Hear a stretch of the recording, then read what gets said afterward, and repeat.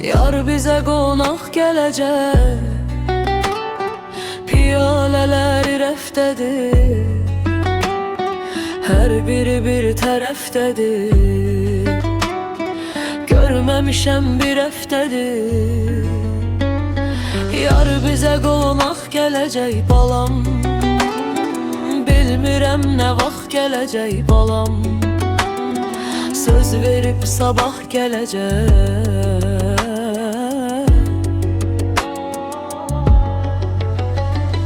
Qara zülfü salar yana, gözləri bənzər ceyrana. Baxdım qaldım yana yana. Şamamalar xallı xallı, yar geyinib yaşıl allı, boyu bəstə üzü xallı. Samovara ot salmışam, istəkana qənd salmışam, yarım gedib tək qalmışam. Ala gözün aldı canım, əldən gedib tap təvanım, sənə qurban mənim canım.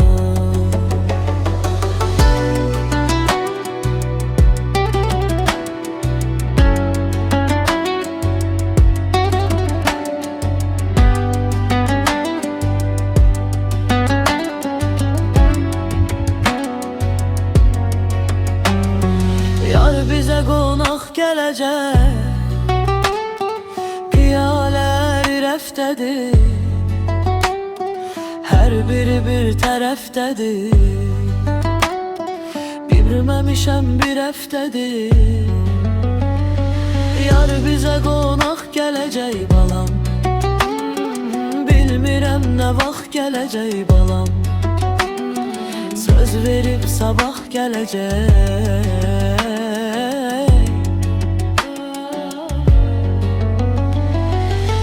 Zülfün salar yana, gözləri bənzər ceyrana. Baxdım qaldım yana yana.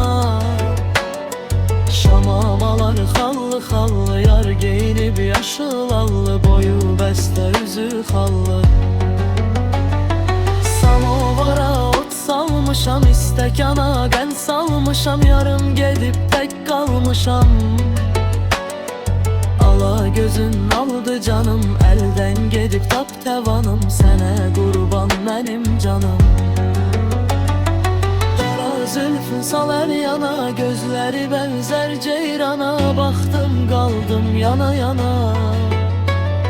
Şamamalar xallı xallı, yar geyinib yaşıl allı, boyu bəstə üzü xallı. Samovara ot salmışam, istəkana qənd salmışam, yarım gedib tək qalmışam. Ala gözün aldı canım, əldən gedib tap təvanım, sənə qurban mənim canım.